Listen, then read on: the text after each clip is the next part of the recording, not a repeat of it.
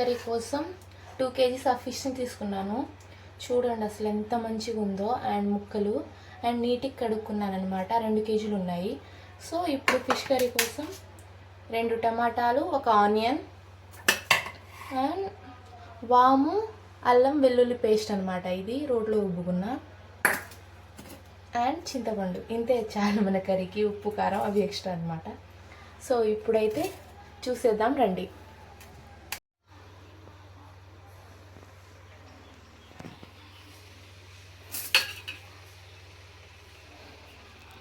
Fish curry కోసం గిన్నె పెట్టుకొని ఆయిల్ వేసుకుందాం. కొంచెం ఆయిల్ ఎక్కువ వేసుకోండి, అప్పుడే టేస్ట్ బాగుంటుంది.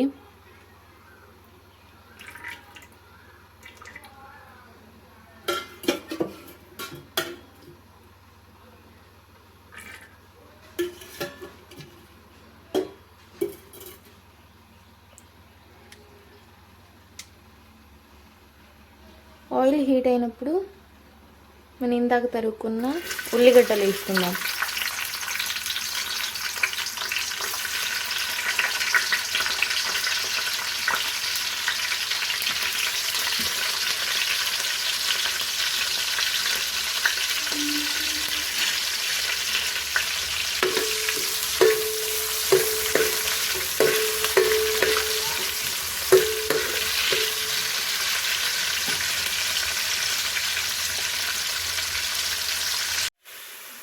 ఆనియన్ కొంచెం ఇలా లైట్ గోల్డెన్ కలర్లో వచ్చినప్పుడు మనం ఇందాక వాము వెల్లుల్లి రుబ్బుకున్నది ఇందులో వేసుకుందాం. ఇలా వేసుకోవడం వల్ల కూర అనేది నీసు వాసన ఎక్కువ రాదనమాట. ఆనియన్స్ వేసుకుంటే టేస్ట్ కూడా బాగుంటుంది, పచ్చి వాసన కూడా ఈజీగా పోతుంది. సో ఆనియన్స్తో పాటు ఇలా వెల్లుల్లి, వాము ఇది వేసుకుంటే టేస్ట్ అనేది చాలా బాగుంటుంది. వాము, అల్లం వెల్లుల్లి పేస్ట్ పచ్చి వాసన పోయిన తర్వాత టమాటా వేసుకుందాం.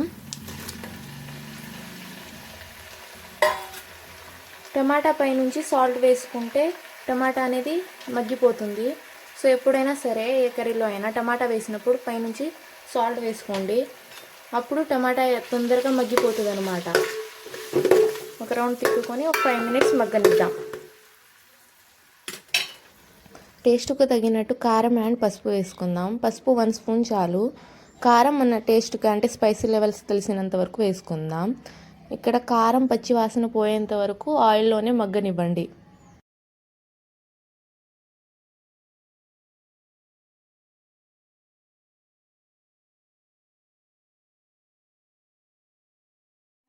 ఇక్కడ కారం పచ్చి వాసన మొత్తం పోయింది.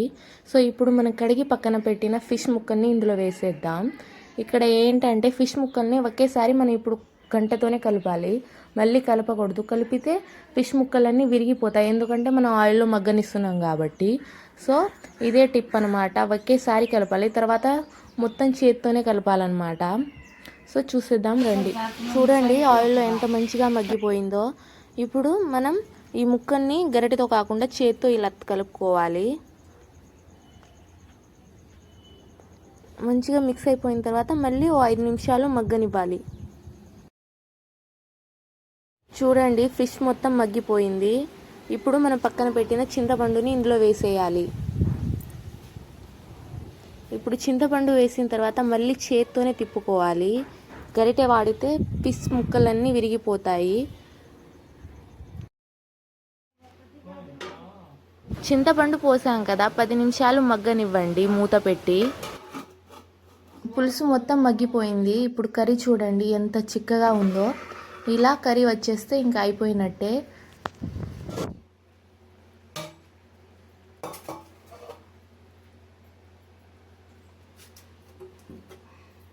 కర్రీ అయిపోవడానికి వచ్చింది. ఇప్పుడు లాస్ట్లో ఇందాక నూరిన అల్లం వెల్లుల్లి వాము పేస్ట్ని పైనుంచి వేసుకోండి. మళ్ళీ 10 నిమిషాలు మగ్గనివ్వండి. కర్రీ అయిపోవడానికి వచ్చింది. చేత్తో ఒకసారి మళ్ళీ తిప్పుకొని ఇప్పుడు టేస్ట్ చూడండి, సాల్ట్ సరిపోయిందా లేదా అని. కర్రీ టేస్ట్ అయితే చాలా మంచిగా వచ్చింది. ఇలాంటి వీడియోలు కావాలంటే మన యూట్యూబ్ ఛానల్ని సబ్స్క్రైబ్ చేసుకోండి. Bye, see you all in next video.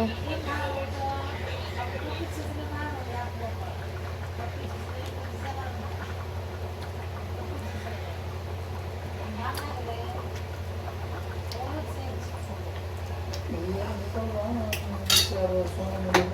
Received